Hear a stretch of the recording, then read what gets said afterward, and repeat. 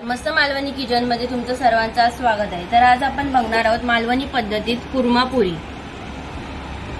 Malvani kitchen मध्ये तुमचं स्वागत आहे। आज आपण बनवणार आहोत कुर्मा पुरी।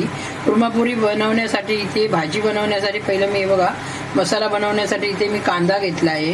हे बघा हे सुकं खोबरं आहे, भाजून घेतलाय। हे थोडं ओलं खोबरं घेतलंय, ते पण भाजून घेतलंय। 1 वाटी तीळ घेतलंय बघा छोटी, 2 चमचे तीळ आहेत भाजून घेतले, आणि लाल मोठे 2 टोमॅटो घेतले छोटे चिरून। तर आता हे सर्व आपल्याला मिक्सरला लावून घ्यायचं आहे। कांदा भाजलेला नाही आहे मी।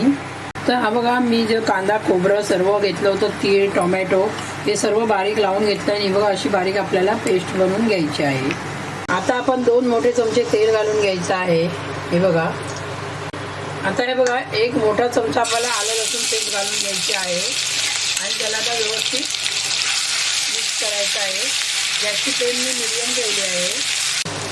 तर तुम्ही बघू शकता हे बघा आलं लसूण पेस्ट आपली व्यवस्थित भाजलेली आहे, एवढीच भाजून घ्यायची आहे। तर आता त्यामध्ये मी जे आपण मसाला बनवला आहे तो घालून घेऊया।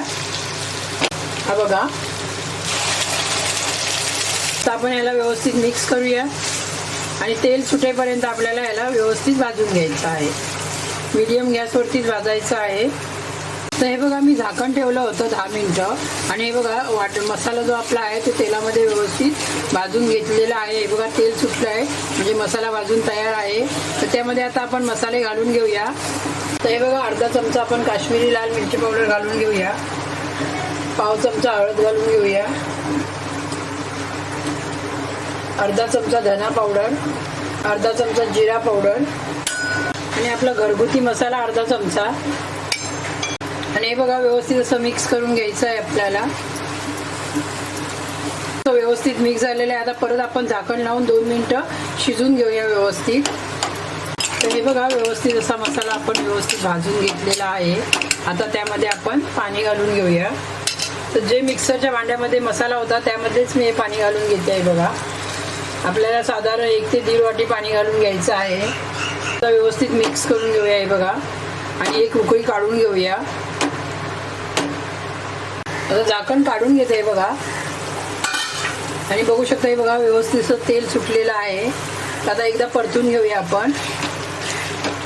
हे बघा स्लो गॅसवरती सर्व करा। अर्धी वाटी वाटाणे टाकून घेतले आहेत। हे बघा लालवाला गाजर किंवा ऑरेंज गाजर जे असेल ते तुमच्याजवळ टाका। अर्धी वाटी अर्धी वाटी आहे, आणि हा बघा फुलकोबी आहे 1 वाटी, आणि हा बघा बटाटा, आणि हे बघा व्यवस्थित असं मिक्स करून घ्यायचं आहे।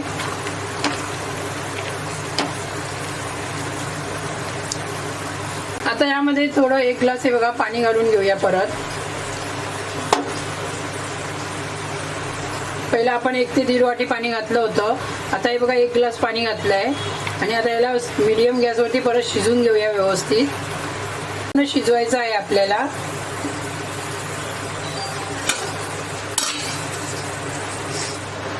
आता तुम्ही बघू शकता हे बघा भाजीला उकळी आलेली आहे। आपण एकदा व्यवस्थित परतून घेऊया, आणि परत त्याला 5 मिनिटं शिजवून घेऊया। तर आता आपण यामध्ये पनीर घालून घेऊया। पनीरचे बघा आपल्याला छोटे छोटे असे पीस करून घ्यायचे आहेत, आणि पनीर घालून घेऊया, आणि आता हे बघा व्यवस्थित मिक्स करूया। बटाटा फ्लॉवर व्यवस्थित शिजलेला आहे। तर आता आपल्याला फक्त 3 ते 4 मिनिटं शिजून घ्यायचं आहे, पनीर जास्त शिजवायचं नाही आहे। हे बघा व्यवस्थित मिक्स केलं। आता मीठ घालून घेऊया चवीनुसार।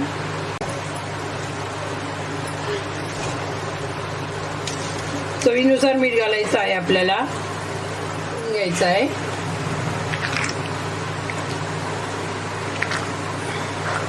झाकण ठेवून मी 2 ते 3 मिनिटं शिजून घेणार आहे।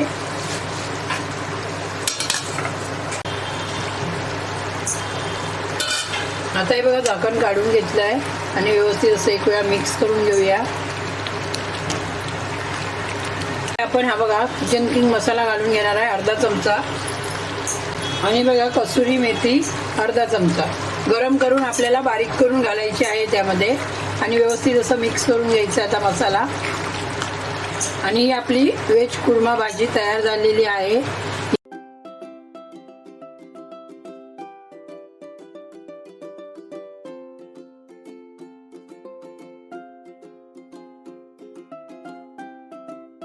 जर तुम्हाला माझी ही रेसिपी आवडली असेल तर नक्कीच लाईक करा, कमेंट करा, शेअर करा आणि सबस्क्राईब करायला विसरू नका. धन्यवाद.